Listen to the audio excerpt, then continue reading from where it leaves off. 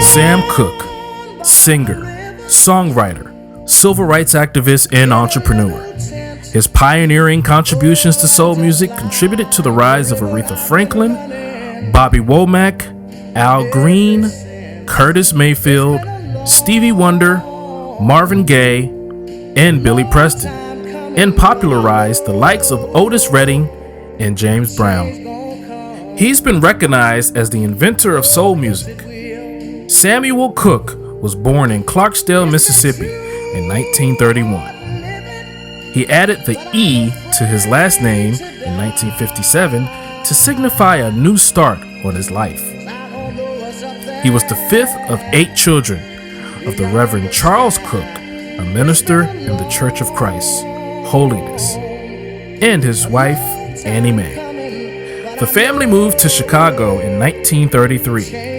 Cooke attended Doolittle Elementary and Wendell Phillips Academy High School in Chicago, the same school that Nat King Cole had attended just a few years earlier.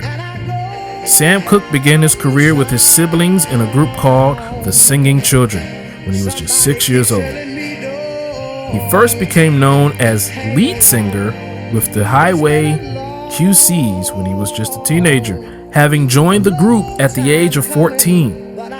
During that time, Cooke befriended fellow gospel singer and neighbor Lou Rawls, who sang in a rival gospel group. In 1950, Cooke replaced gospel tenor R.H. Harris as lead singer of the gospel group The Soul Stirrers, founded by Harris, who had just signed with Specialty Records on behalf of the group. Their first recording under Cooke's leadership was the song Jesus Gave Me Water in 1951. They also recorded gospel songs such as Peace in the Valley, How Far Am I from Canaan, Jesus Paid the Debt, and One More River, among many others, some of which he wrote. Like all black artists at the time, Cooke and his band came face to face with the nightmarish prejudice and segregation of the South. Choices were limited. Restaurants wouldn't serve them. They made and ate sandwiches in their cars. They washed in rest stops' washrooms. They traveled hundreds of miles between shows to find boarding houses that would take them. All the while, there were more and more whites in the audience. Cooke endured and observed, and he always took a stand. In Memphis, police ordered him to push his car after it had run out of gas, but he refused. In Atlanta, he was scheduled to headline a concert broadcast on the Dick Clark Saturday Night Beach Nut Show. When the KKK heard a black man was performing with a white man, they tried to stop it, but Cooke played anyway. In Little Rock, he was told he would be performing 2 shows for 2 audiences, one white, one black. However, he refused and played to a room split literally down the middle. He was one of the first performers to do so. In 1959, Cooke formed his own publishing company with partner J.W. Alexander. It was a bold move for any artist at the time, especially a black one, but Cooke didn't care. He saw then what other artists didn't. He saw the importance of learning the business and taking ownership of his songs. So that's what he did. In 1961, Cooke signed with RCA and continued to tour relentlessly.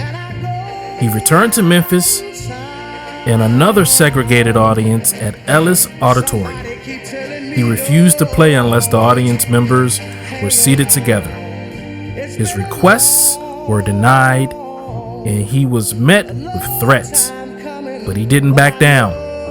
2 hours before the show was scheduled to start, Cooke canceled it. Around the same time, Ray Charles took a similar stance in Augusta. By the time Charles's tour reached Ellis Auditorium, his audience sat as one. By the beginning of 1962, Cooke was the best-selling singles artist on RCA behind Elvis Presley. A Change Is Gonna Come came to Cooke in a dream. It was the only song that ever did, and it frightened him. He knew he'd risk alienating his audience, but he also knew it was the greatest thing he'd ever written. He would spend nearly a month perfecting it before finally recording it on January 30th, 1964.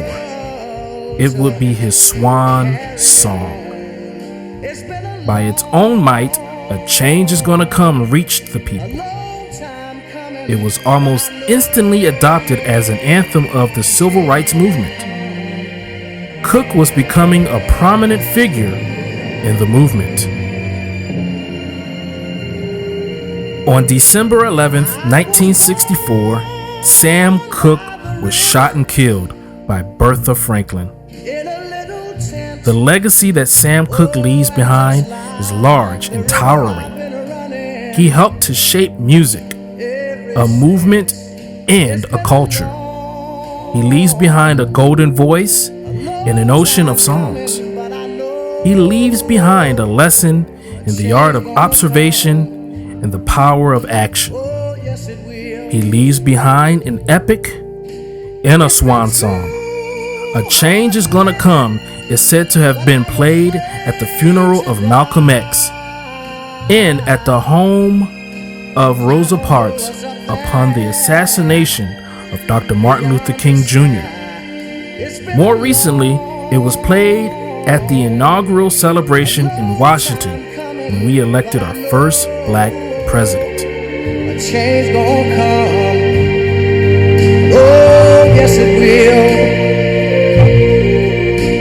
I go to the movie and I go downtown. Somebody keep telling me don't hang around. It's been a long